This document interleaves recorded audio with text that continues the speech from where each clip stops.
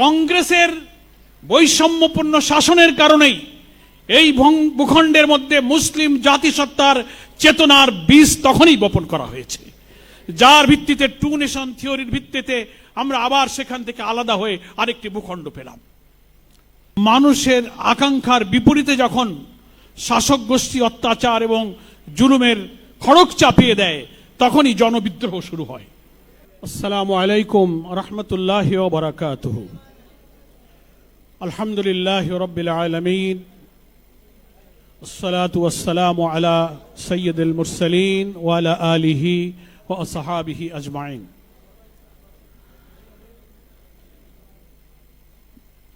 বাংলাদেশের মহান স্বাধীনতা এবং জাতীয় দিবসের আজকে ৫৫তম বর্ষে বাংলাদেশ জামাতে ইসলামীর ঢাকা মহানগরী দক্ষিণের উদ্যোগে আয়োজিত আজকের এই সমৃদ্ধ এবং তাৎপর্যপূর্ণ আলোচনা সভার জনাব সভাপতি, আপনারা দেখছেন আলহামদুলিল্লাহ আজকের এই সভা মঞ্চে প্রধান অতিথি হিসেবে আমাদের প্রিয় নেতা, জাতীয় সংসদে বিরোধী দলীয় নেতা, সম্মানিত আমিরে জামাত ডক্টর শফিকুর রহমান এমপি উপস্থিত হয়েছেন। প্রধান বক্তা হিসেবে বীর মুক্তিযোদ্ধা, লিবারেল ডেমোক্রেটিক পার্টির চেয়ারম্যান কর্নেল অবসরপ্রাপ্ত কর্নেল অলি আহমদ বীর বিক্রম, আমাদের 11 দলীয় নির্বাচনী ঐক্যের অন্যতম শরিক দলের প্রধান, আরো অনেক সম্মানিত নেতৃবৃন্দ, মাননীয় সংসদ সদস্যবৃন্দ, সুধীবৃন্দ, সাংবাদিক বন্ধুগণ এখানে উপস্থিত আছেন। আমরা আজকের প্রধান অতিথি এবং প্রধান বক্তার কাছ থেকেই এই দিবসের আসল তাৎপর্যের আলোচনার জন্য অপেক্ষা করছি। সংক্ষেপে আমি 2-4টি কথা বলে ইনশাআল্লাহ আমি বিদায় নেব। একটা শিক্ষা, আমাদের স্বাধীনতা দিবস যখন আমরা পালন করি, আলোচনা যখন হয়, এটি চিন্তা এবং চর্চার মধ্যে আসে। কোন দেশের স্বাধীনতার সংগ্রাম, স্বাধিকারের সংগ্রাম, বৈষম্য বঞ্চনার বিরুদ্ধে সংগ্রাম, জুলুম অত্যাচার শোষণের বিরুদ্ধে সংগ্রাম কেন হয়? মানুষের স্বাধিকারের যে চেতনা, বৈষম্য মুক্ত চেতনা, স্বাধীন জীবন যাপন,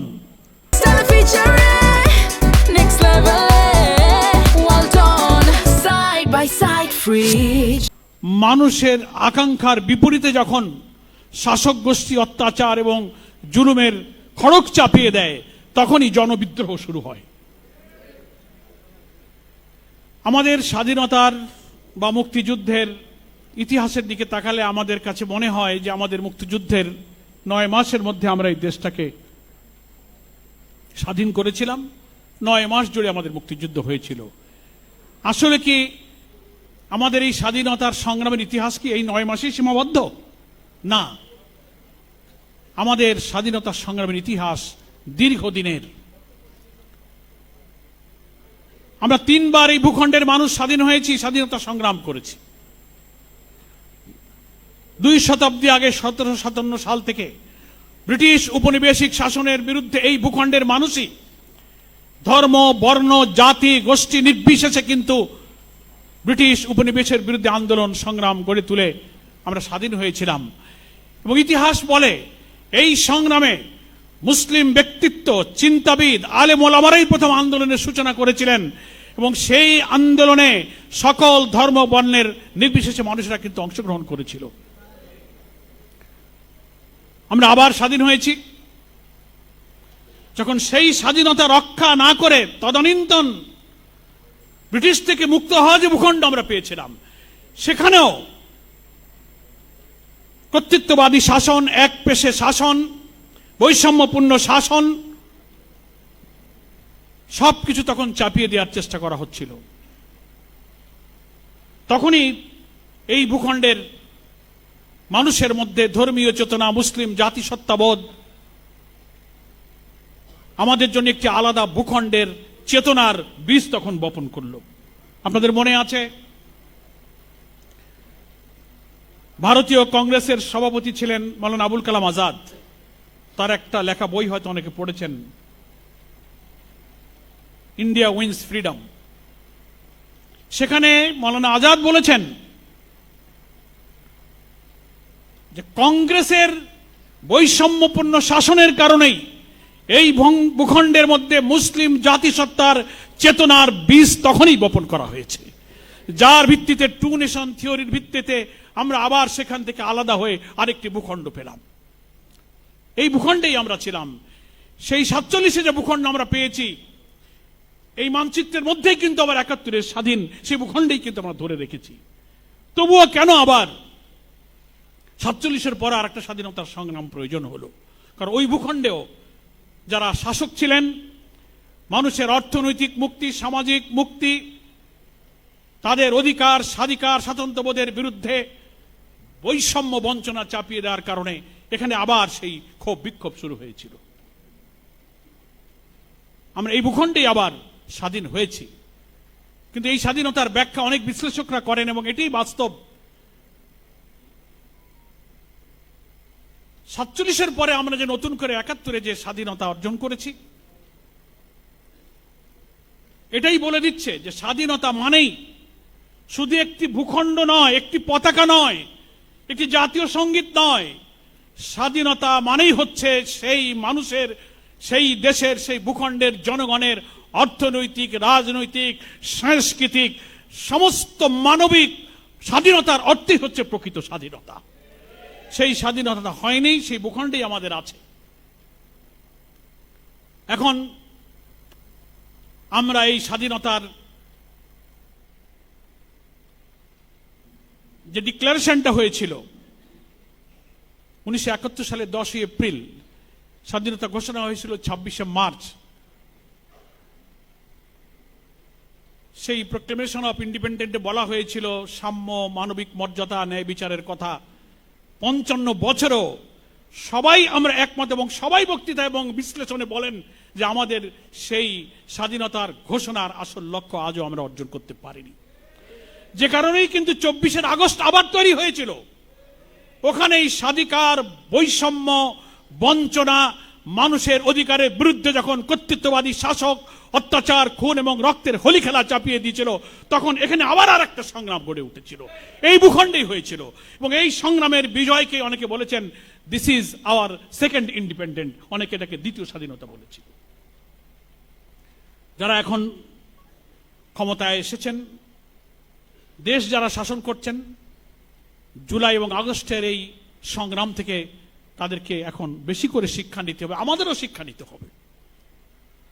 ক্ষমতায় বসে যদি কেউ কর্তৃত্ববাদী শাসন চাপিয়ে দেন, সংখ্যাগরিষ্ঠতার জোরে মানুষের অধিকারকে টুটি চেপে হত্যা করতে থাকেন, সেখানেই কিন্তু ক্ষোভ বিদ্রোহের জন্ম নেয়। সেখানে কোনো মিলিটারি, কোনো পুলিশ, কোনো এজেন্সি, কোনো পরাশক্তি জনতার সে বিদ্রোহের আগুন যে থামাতে পারে না, জুলাইয়ের 24-এর অভ্যুত্থান তার সাক্ষী। এখনো সময় আছে। নতুন সরকারের পার্লামেন্টের প্রথম অধিবেশন শুরু হয়েছে। আমরা যে বার্তা পাচ্ছি সেটা জাতির জন্য সুখকর নয়। সহস্রাধিক শহীদের রক্ত দিয়ে 24-25 হাজার মানুষের রক্তাক্ত, আহত, ক্ষতবিক্ষত চোখের পানির বিনিময়ে আমরা যে জুলাই সনদ অর্জন করেছিলাম, বিদ্যমান রাষ্ট্র কাঠামো পরিবর্তন করে একটা নতুন বৈষম্যহীন সমাজ, যেখানে দুর্নীতি থাকবে না, দলীয়করণ থাকবে না, কর্তৃত্ববাদী শাসন থাকবে না। এখন ক্ষমতাসীন শাসকরা যেভাবে কথা বলছেন, তারা 180 ডিগ্রি এখন পেছনের দিকে রিটার্ন করে ফেলেছেন। তারা বলেন না আমরা এসব ব্যাপারে সমঝোতা হয়নি। এর আগে অনেক সম্মানিত আলোচকবৃন্দ বলেছেন জুলাই সনদে ফ্যাসিবাদ বিরোধী আন্দোলনের সংগ্রামে আমরা যারা ছিলাম সবাই তোমরা স্বাক্ষর করেছি। এখন সেগুলোর সব বাস্তবায়ন হবে না। অঙ্গীকারের মধ্যে পরিষ্কার বলা আছে, স্বাক্ষরকারী দলগুলো আমরা অঙ্গীকার করেছিলাম জুলাই সনদের প্রত্যেকটি বিষয়কে পূর্ণরূপে আমরা বাস্তবায়ন করব। এখন নানান সংবিধানের অজুহাত, এটা নিয়ে সময় আমরা ব্যয় করব না, নেতৃবৃন্দ বক্তব্য রাখবেন। সংবিধানের অজুহাত দিতে লাগলে জাতি এখন হাসে। তখন পেছনের কথা, ইউনূস সাহেব কোন সংবিধান, পার্লামেন্ট কোন সংবিধান, আপনারা কোন সংবিধান, গণভোট কোন সংবিধান, কত প্রশ্ন ওঠে না। মানে এইগুলো দিয়ে বলার যুক্তি নেই। আমি মনে করি যারা ক্ষমতায় এসছেন সংবিধান সংস্কার পরিষদ যে গঠিত হয়েছে জুলাই সনদকে আইনি ভিত্তি দেওয়ার জন্য, আপনারা মেহেরবানি করে সে শপথ গ্রহণ করুন, জুলাই সনদকে বাস্তবায়ন করুন, যে প্রেসিডেন্সিয়াল অর্ডারের ভিত্তিতে সংবিধান সংস্কার পরিষদ এবং সেখানে শপথ নেওয়ার কথা, সেই অঙ্গীকারগুলো পূর্ণ করে জাতিকে রাজনৈতিক সংকট থেকে আপনারা মুক্ত করুন। তা না হলে আপনি সংখ্যাগরিষ্ঠতার জ্বর যতই বলেন, সারা দেশে হয়তো বিএনপির ভোট গুনলে আপনারা 3 কোটির মতো প্রায় হয়তো ভোট পেয়েছেন, কিন্তু জুলাই সনদ বাস্তবায়নের জন্য যে গণভোট দেওয়া হয়েছে 4 কোটির বেশি, প্রায় ইলেকশন কমিশন তো গণভোটের ভোটও কমায় ফেলছে 10-12 লাখ, দেখছেন না শেষের দিকে। 4 কোটির বেশি ভোটে গণভোটে জুলাই সনদের পক্ষে হা জয়যুক্ত হয়েছে। ফলে জুলাই সনদের পক্ষের জনমত আর গণভোট হিসাব যদি করেন, তাহলে জনগণ কিন্তু আপনাদের দিকে যে অভিপ্রায় ব্যক্ত করেছে তার চেয়ে জুলাই সনদের পক্ষে সর্বোচ্চ অভিপ্রায় ব্যক্ত করেছে। বাংলাদেশের সংবিধান অনুযায়ী will of the people is sovereign, জনগণের অভিপ্রায় হচ্ছে সর্বোচ্চ ক্ষমতার উৎস। ফলে 4 কোটি জনমতের কাছে 3 কোটি জনমত পরাজিত। আপনাকে জুলাই সনদকে মানতে হবে। আসুন, স্বাধীনতার ইতিহাস আমাদেরকে বলে জুলুম শোষণ জনগণের ইচ্ছার বিরুদ্ধে গেলেই কিন্তু সেখানে ক্ষোভ, বিদ্রোহ, স্বাধিকারের সংগ্রাম শুরু হয়। এদেশের যত স্বাধীনতা সংগ্রাম তার কারণ ছিল এটা। সংসদ সব রাজনীতি বিতর্কের জায়গা। আমরা আশা করব, জামাত ইসলামীর সম্মানিত আমির বারবার বলেছেন যে আমরা একটি দায়িত্বশীল এবং গঠনমূলক বিরোধী দলের ভূমিকা পালন করতে চাই। আমরা সকল ভালো কাজে সরকারকে সাহায্য করব, সকল অন্যায় কাজের তীব্র প্রতিবাদ আমরা করব। ফলে সংগ্রামের জায়গা যেমন পার্লামেন্ট, সংগ্রামের জায়গা কিন্তু রাজপথ। এদেশের মানুষ বারবার তা কিন্তু দেখেছে। সংকট রাজপথে ঠেলে না দিয়ে আসুন, আপনারা এই সংকট নিরসন করে, কতবার এর এই জাতি রক্ত দেবে, কত মানুষ জীবন দেবে, 24-এর এই রক্তদান যেন শেষ হয় এই জুলাই সনদের বাস্তবের মধ্য দিয়ে। 18 কোটি মানুষের গণ আকাঙ্ক্ষা পূরণ করুন। শান্তিপূর্ণ, সমৃদ্ধ, মানবিক, একটি ইনসাফপূর্ণ, বৈষম্যহীন একটা বাংলাদেশ গড়ার কাজে জাতির আকাঙ্ক্ষার প্রতি সম্মান প্রদর্শন করুন। আজকের এই স্বাধীনতা দিবসে সেই আহ্বান জানিয়ে জনগণকে এই আকাঙ্ক্ষার পক্ষে অবস্থান নেবার জন্য আমি অনুরোধ জানিয়ে আমার বক্তব্য শেষ করছি। আমা তৌফিকে ইল্লা বিল্লাহ। আসসালামু আলাইকুম ওয়া রাহমাতুল্লাহি ওয়া বারাকাতুহু।